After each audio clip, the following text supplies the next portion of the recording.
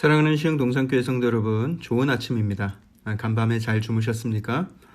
오늘 하루도 빛에 거하는 삶을 살면서 그 빛을 많은 사람들에게 비추며 살아가는 귀한 한 날 되길 축복합니다.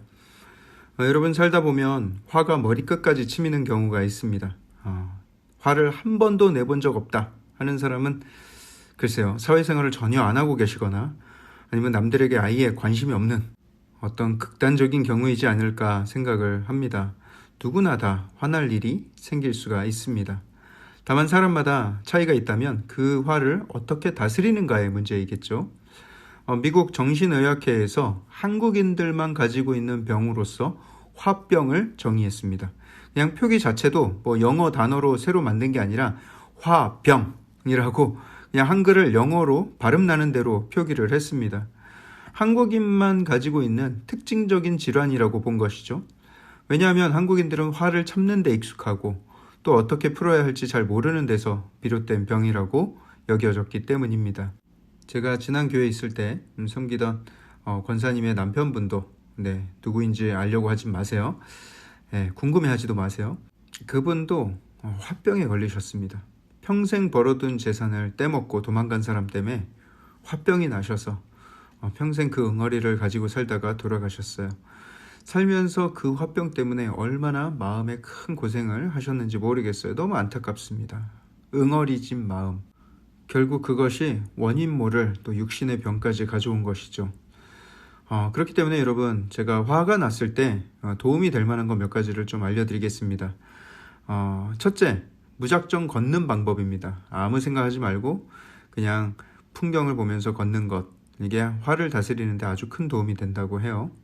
그리고 조용한 음악을 듣고 따뜻한 차를 마시는 것도 화를 누그러뜨리는데 도움이 된다고 합니다. 또 30분 정도 일기를 쓰는 것, 자기 감정을 글로 정리하고 표현하는 데 도움이 되고요. 또 한 가지 좋은 방법은 그냥 그냥 잠을 청하는 것이라고 합니다. 하지만 무엇보다 가장 좋은 것은 물론 제가 본 의학 잡지에는 명상학이라고 되어 있지만 우리 믿는 사람들에게는 기도이겠죠. 기도로 내 마음을 하나님께 토로하고 또 하나님께 그 문제를 맡겨드리는 것이 정말 중요합니다. 그때 하나님께서 우리의 심령 가운데 위로와 평강을 주시고 또 가장 선한 길을 알려주실 줄 믿습니다. 자, 그럼 오늘 2022년 1월 27일 목요일 시동을 위한 메시지 지금 시작합니다. 오늘 우리에게 주시는 하나님의 말씀은 요한복음 7장 53절에서 8장 20절의 말씀입니다. 요한복음 7장 53절에서 8장 20절의 말씀. 어제 본문까지 예수님은 초막절을 맞아서 예루살렘 성전에서 사람들을 가르치셨습니다. 여러 논쟁들이 있었지만 무사히 잡혀가지 않으시고 잘 일단락되는 듯 했습니다. 그리고 사람들은 다 집으로 돌아갔죠. 그리고 예수님은 그 길로 감람산에 올라가셨습니다. 감람산에서 무엇을 하셨을까요? 오늘 성경에 기록되어 있지는 않지만 분명 예수님은 그곳에서 기도하셨을 것입니다. 누가는 예수님께서 습관을 쫓아 이곳에서 기도하셨다 이렇게 전하고 있어요. 그리고 아침이 되어서 다시 성전으로 들어오셨습니다. 그러자 백성들도 어디서 모였는지 다시 다 나와서 앉아서 예수님의 가르침을 받았습니다. 예수님이 사람들을 열심히 가르치는 와중에 설교 도중이죠. 서기관과 바리새인들이 음행 중에 잡힌 여인을 끌고 와서 군중들 가운데 세웠습니다. 선생이여, 이 여자가 간음하다가 현장에서 잡혔습니다. 모세는 율법에 이런 여자를 돌로 치라고 명하였는데 선생은 어떻게 하라고 말하시렵니까? 하고 예수님께 물은 거예요. 그들이 그렇게 말한 것은 예수님을 고발할 조건을 얻고자 예수님을 시험하고 있는 것입니다. 모세의 율법대로 그 여인을 돌로 치라 이렇게 명령한다면 인민재판을 금하고 있는, 인민재판에 의한 사형을 금하고 있는 로마법을 어기는 것이 되어서 체포될 것이 분명하고요. 또 그냥 놓아준다거나 돌로 치지 않는다면 모세의 율법을 어긴 것이 되어서 그 또한 유대교 지도자들에게 고발을 당하게 될 것입니다. 이러지도 저러지도 못하는 상황이죠. 그때 예수님은 몸을 굽혀서 땅에다가 손가락으로 뭔가를 쓰셨습니다. 또 뭔가를 그렸을 수도 있어요. 이 원어 성경에 사용된 이 단어는 쓰는 거, 그리는 거 한꺼번에 포함하는 단어이기 때문입니다. 그렇다면 예수님은 땅에다가 뭘 쓰셨는가 또는 뭘 그리셨는가? 여러분들 같았으면 뭘 쓰셨겠어요? 저는 나중에 예수님 만나면 꼭 이걸 물어보고 싶어요. 예수님 그때 땅에 뭘 쓰신 겁니까? 제가 아주 그냥 평생 궁금해서 죽는 줄 알았습니다 하고 반드시 묻고 싶어요. 그때 예수님이 어떻게 대답하실까? 의외로 야 나도 하도 오래돼서 기억이 잘 안 나는데 하시진 않겠죠 설마? 네.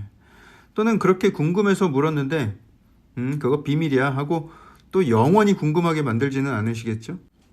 그런데 정말 너무너무 궁금합니다. 하지만 우리가 묵상은 할 수 있을 때 함부로 단언해서 말할 수는 없습니다. 제가 이 부분에 대해서 어차피 별다른 답이 없을 것을 잘 알면서도 설마 이것에 대해서 답을 하는 사람이 있나 해서 검색을 해봤더니 어떤 블로거가 아주 자신 있게 이렇게 써놨어요. 자기가 성령님의 조명으로 거기에 무엇을 쓰셨는지 알 수가 있대요. 그러면서 거기에는 신명기 22장 22절을 쓰신 것이다 하면서 아주 확언을 했더라고요. 네, 그런 사람 정말 큰일 날 사람입니다. 여러분 성경에 대해서 뭔가를 검색하거나 뭔가를 찾아보고 싶으실 때 정말 아무나 찾아봐서는 안 돼요. 유튜브 영상이라든가 블로그 이런 내용들을 조심해서 잘 분별해서 볼 수 있어야 합니다. 만약에 여러분들이 헷갈리시다면 언제든 저한테 문의해 주세요. 제가 잘 설명을 해 드리도록 하겠습니다. 여러분 우리는요 성경이 알려주신 만큼만 알면 됩니다. 성경에 나와 있지 않다면 알려주시지 않는다면 그럴 만한 이유가 있겠지 하고 넘어가면 그게 오히려 더 큰 은혜가 되는 거예요. 저처럼 나중에 천국 가서 물어보면 되지 않겠습니까? 예수님이 땅에다가 무엇을 쓰신지는 잘 모르겠으나 왜 쓰신지에 대해서 우리가 묵상을 할 수가 있습니다. 이것은 그냥 저의 묵상인데요. 이 사람들이 아침 대바람부터 예수님을 한번 걸어보고자 그렇게 찾아와서 설교 중간에 설교를 뚝 끊어버리고 막 다짜고짜 따지듯이 와서 재판을 해내라 이러니 예수님이 얼마나 화가 나셨을지. 그래서 예수님은 그 화를 가라앉히고자 바닥에 무언가를 쓰신 것이 아닌가 생각이 됩니다. 아까 제가 위에서 소개한 방법 중에 하나도 일기를 쓰는 것이었잖아요.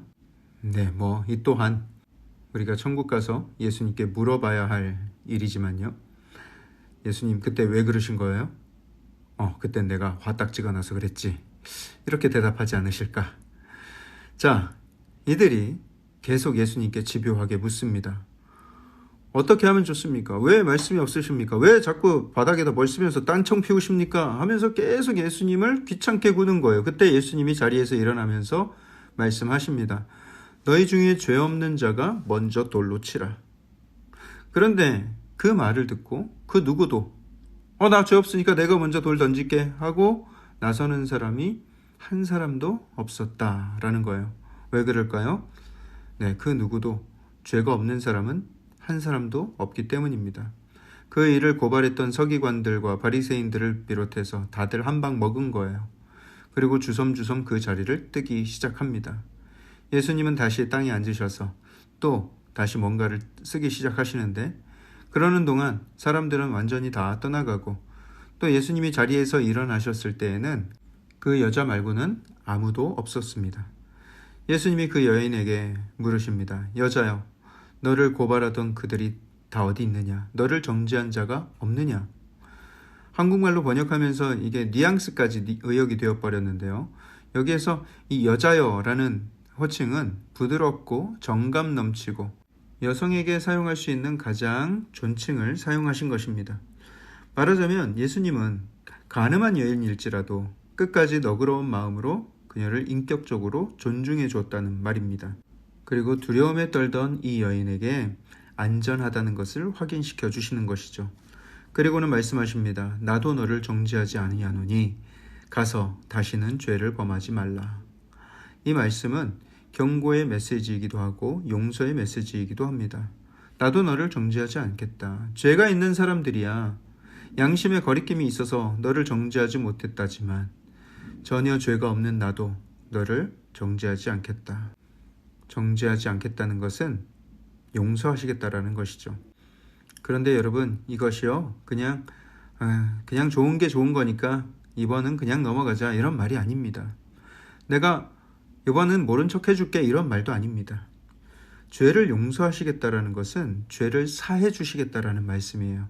물론 하나님은 공의로운 분이시기 때문에 죄를 그냥 넘기지는 않으십니다. 죄에는 반드시 심판주의 공의로운 심판이 따르게 되어 있는데 지금 이 여인에게 나도 너를 정죄하지 않겠다라는 이 말씀은 그 무서운 죄값을, 그 큰 죄값을 예수님께서 대신 치러 주시겠다라는 거예요. 십자가의 공로로 그 죄를 씻어주겠다. 내가 너를 대신해서 죽어주겠다라는 약속입니다. 그렇죠, 여러분. 이 여인을 비롯해서 우리는 사망에 이르게 하는 죄를 스스로 해결할 수 없습니다. 우리는 그런 비참한 삶을 살 수밖에 없었던 거예요. 하지만 나의 죄를 전부 알고 계시는 주님께서 그런 절망 중에 놓인 나를 불쌍히 여기셨어요. 우리는 그 자비에 용기를 얻어야 합니다. 그리고 우리의 죄를 마주해야 합니다. 예수님의 사랑이 죄책감을 이기게 만듭니다.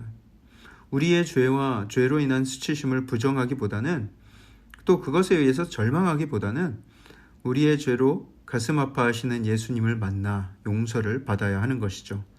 그 은혜 안으로 들어가서 주님 주시는 평강과 자유를 누리는 저와 여러분들의 삶이 되길 주님의 이름으로 축복합니다. 사랑의 하나님, 우리의 힘으로 도저히 해결할 수 없는 그 큰 죄를 대신 져주시고 대신 갚아주신 그 놀라운 은혜를 감사를 드립니다. 이제는 그 은혜에 감사하여서 담대함을 얻고 자유함 가운데 거하며 하나님께 영광 돌리는 삶을 살아가겠습니다. 주님, 나를 용서하시고 나 또한 죄로 인해서 고통받는 사람들을 정죄하기보다는 함께 마음 아파하며 용서하며 사랑하며 살게 하여 주시옵소서. 모든 말씀을 살아계신 예수 그리스도 이름으로 감사하며 기도합니다. 아멘.